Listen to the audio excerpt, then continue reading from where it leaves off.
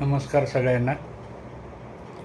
आपल्या व्हिडिओ उपक्रमात माझे लेखन माझे अभिवाचन यामध्ये आपण रविवारची सुट्टीचा दिवस बालमित्रांना गोष्ट आणि कविता सांगण्यासाठी रिझर्व ठेवलेला आहे.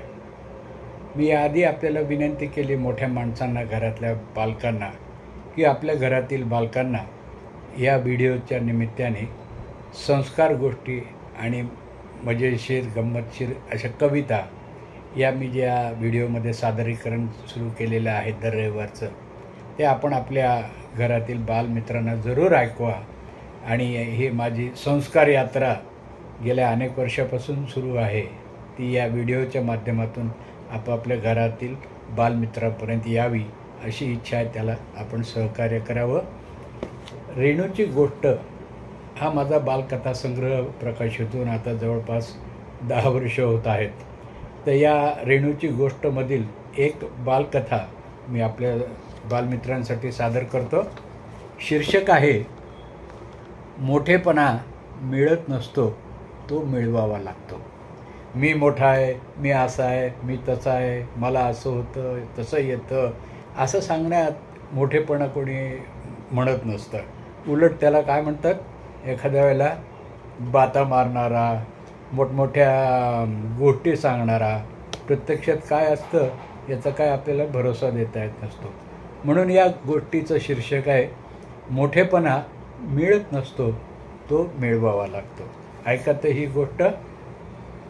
गीता नावाच्या मुलीची ही एक छोटीशी गोष्ट.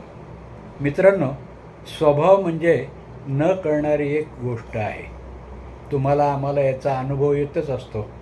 आज हसून बोलणारा उद्या रागाने बोलतो, आज दोस्ती करणारा उद्या कट्टी करतो.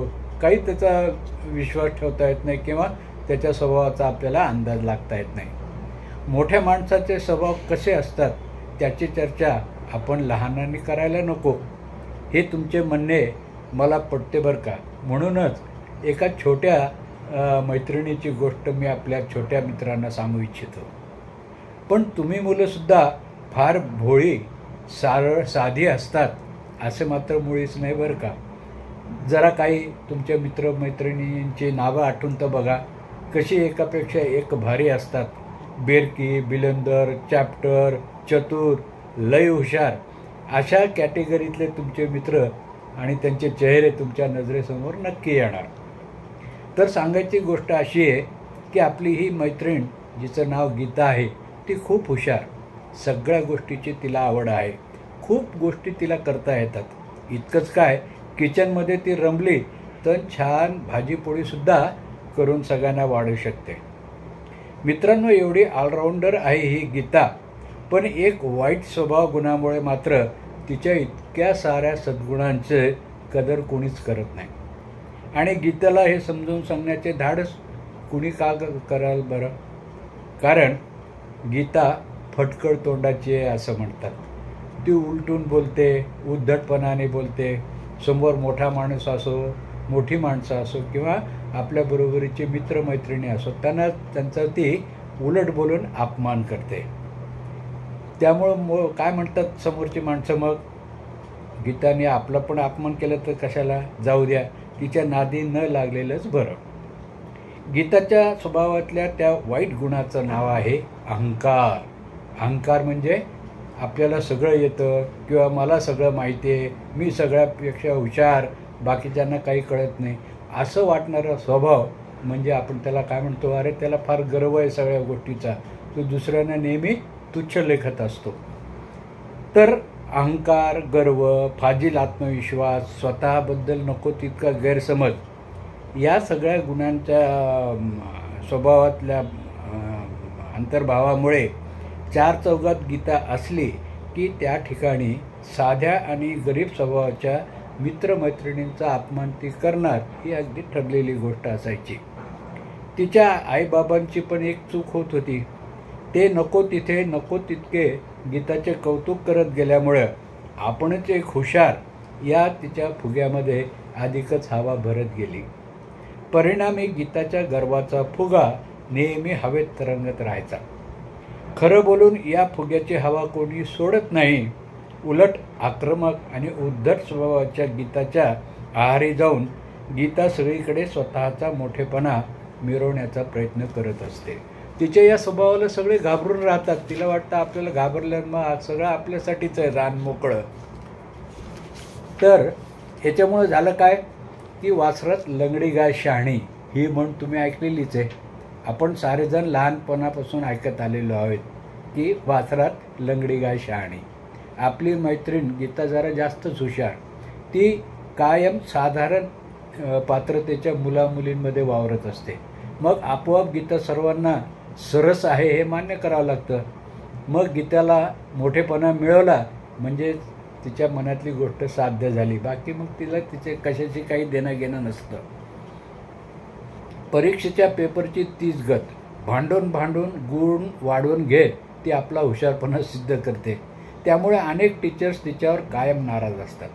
गीता मात्र म्हणते, माझं गणित चांगलं तर आहेच, पण ते सुद्धा मी छान अक्षरात सोडवते. त्यामुळे 5 जास्त मार्क मिळवले तर बिघडलं कुठं?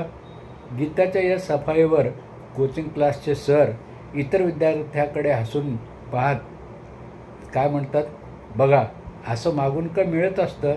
उलट परिश्रमाने जे मिळवलं जातं ते अधिक मोलाचं असतं. मी हुशार, मी शहाणी, मला सगळं येतं, मग मीच सर्वांचे लीडर, माझंच सर्वांनी ऐकले पाहिजे, मग ते चूक असो की बरोबर. मित्रांनो, गीताचं असं वागणं असं कुठं होत असतं का? नाही ना. तेच तर मी सांगतोय. गीताच्या अशा फुकट मोठेपणा मिळवण्याच्या उद्योगाला सगळे कंटाळून गेलेले होते. तिच्या फुग्यातील हवा कोणी सोडणारं भेटत नव्हते. म्हणून दिवसेदिवस गीता सर्वांना त्रासदायक मैत्रीण वाटत होती. खरं म्हणजे मित्रांनो, आपला स्वभाव असा हवा की आपण सगळ्यांना हवंसं वाटणारे असावेत. अशा स्वभावाचा माणूस खूप लोकप्रिय होतो. मग कसा असतो हा चांगल्या स्वभावाचा माणूस? मित्रांनो, या चांगलेपणाच्या असण्यासाठीच्या काही गोष्टी तुम्ही लक्षात ठेवा, म्हणजे गीतासारखे तुमचं होणार नाही. 1. दुसऱ्यांच्या भावनांचा आदर करायला शिका. 2. चांगले करता आले नाही तरी चालेल, काही फरक पडत नाही, पण कुणाचे वाईट मात्र कधीच करू नये. त्यामुळं माणसं दुखावतात, दुरावतात. 3. नेहमी चांगले बोला, गोड बोला आणि सत्य बोलण्याचा प्रयत्न करा. या 3 गोष्टी खूप महत्त्वाच्या आहेत. नंतर दुसऱ्यांचा मोठेपणा, त्यांच्यातील चांगले गुण यांचे खुल्या मनाने आपण स्वागत करायला शिकलं पाहिजे. तुमच्या असण्याने सर्वांना आनंद व्हावा, तुमच्या निघून जाण्याने नव्हे. आपण पुष्कळदा पाहतो काही जण गेले असे अनवॉन्टेड की लोक म्हणतात बरं झालं बाबा गेला ते. तर असं न करता आपण असण्याने आनंद झाला पाहिजे असं आपलं वागणं असावं. मदतीसाठी सदैव आपण पुढे असावं. नंतर तुम्ही संधी साधू आहात हे लोकांनी जर ओळखलं तर तुमच्या हातून अनेक चांगल्या गोष्टीचे चान्स निघून जात असतो. तो लोकांना माहिती आहे हा काम झालं की आपल्याला सोडून जाणार आहे, ही संधी साधण्यापुरताच तो आपल्यासोबत आलेला आहे, अशी आपली ओळख होता कामा नये. नंतरचं गोष्ट आहे, इतरांच्या आवडीनिवडी ओळखून त्याप्रमाणे वागले तर आपण खूप छान मित्र होऊ शकतो इतरांसाठी. नंतर पुस्तकाची मित्रता करा. पुस्तक म्हणजे जगाकडे पाहण्याची खिडकी असते मित्रांनो. त्यामुळे सदैव पुस्तकं वाचा, पुस्तके उघडी ठेवा आणि ज्यातून आपल्याला खूप खूप ज्ञान मिळवता येतं. आणि शेवटचं, गीतेसारख्या अहंकारी, गर्विष्ठ, फुकटचा मोठेपणा मिळवणाऱ्या कुणाचाही आदर्श तुमच्यासमोर कधीही ठेवू नका.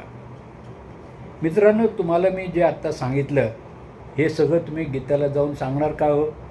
मी सांगितले असते तिला, पण काय करावं, मला भीती वाटते की ती माझाही अपमान करेल. नाही तर असं करूया की गीता तूच सांग मोठेपणा मिळवण्यासाठी काय करावं लागतं ते, आणि मग म्हणायचं तिला आम्ही सांगतो ते बरोबर आहे की नाही. ती ऐकून काय म्हणेल, फार तर मी आहेच मोठी. तर मग आपण तिला सांगूया, अगं गीता, मोठेपणा आपणहून कधीच मिळत नसतो. तुला कोणी मोठेपणा देतच नाही, तू उलट मागून घेते, सांगते 10 वेळेला मीच मोठी, मीच हुशार, मीच शहाणी, मला सगळ्यापेक्षा जास्त येतं. असा मोठेपणा आज मिळवायचा नसतो, इतरांनी तो आपल्याला द्यायचा असतो. रिस्पेक्ट, ऑनर हा मोठेपणा अशा पद्धतीने मिळवायचा. मित्रहो, आपण तर बदलूया. आपलं पाहून काय सांगावं, ही गीता नावाची आपली मुलगी मैत्रिणीसुद्धा बदलू शकेल, नाही का? प्रयत्न तर करूया. तर ही गीताची गोष्ट तुम्हाला कशी वाटली जरूर सांगा. या गोष्टीनंतर तुम्हाला एक कविता, तुम्हाला तुमच्या वर्गातले मुलं तुम्ही सगळे एकत्र म्हणजे स्कूल टीम आठवत असेल ना, तर ही कविता तुमच्यासाठीच आहे. कवितेचं शीर्षक आहे स्कूल टीम. दोस्त माझे मस्त रोज आम्ही जमतो, दोस्त माझे मस्त रोज आम्ही जमतो, खूप खूप खेळतो, मस्त धमाल करतो, मस्त धमाल करतो. स्कूल बस आली छोटे मुलं आधी, स्कूल बस आली छोटी मुलं आधी, त्यांना आम्ही मदत करतो, मग बसमध्ये आम्ही चढतो, मग बसमध्ये आम्ही चढतो. चित्र सारे रंगवतो, कोडीही सोडवतो, चित्र सारे रंगवतो, कोडीही सोडवतो, एक एक दोस्त भारीच, छान गोष्टी सांगतो, छान गोष्टी सांगतो. आमची टीम सारी वर्गात हुशार खरी, आमची टीम सारी वर्गात हुशार खरी, टीचरना कौतुक फार, टीचर्सना कौतुक फार, देतात आम्हाला छान छान स्टार, देतात आम्हाला छान छान स्टार. तर अशी स्कूल टीम तुमची असेल तर मला खूप छान वाटेल, जरूर कळवा. हे कविता होती एकापेक्षा एक या माझ्या बालकविता संग्रहातील. मित्रहो, रविवारच्या सुट्टीचा हा कार्यक्रम तुम्हाला गोष्ट आणि कविता कशी वाटली, आजी आजोबा आईबाबांची मदत घेऊन मला जरूर कळवा. लाईक, कॉमेंट आणि चॅनलला सबस्क्राईब करून. भेटू पुढच्या रविवारी. तोपर्यंत नमस्कार.